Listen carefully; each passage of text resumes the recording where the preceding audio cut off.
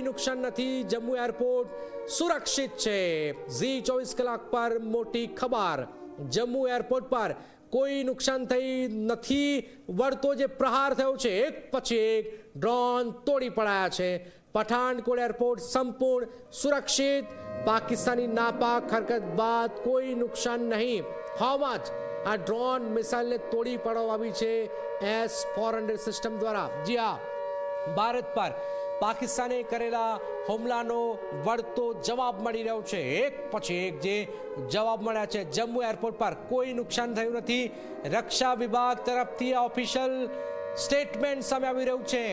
ભારતે પાકિસ્તાનના F-16 ફાઇટરને જેટને તોડી પાડ્યું છે। ભારત જવાબ આપવા માટે સંપૂર્ણ તૈયાર છે। ભારત પર પાકિસ્તાને કરેલા તમામ હુમલાને નિષ્ફળ બનાવાયા છે। જમ્મુમાં કોઈ પણ સ્થળે મોટું નુકસાન ન થયું હોવાના સમાચાર છે।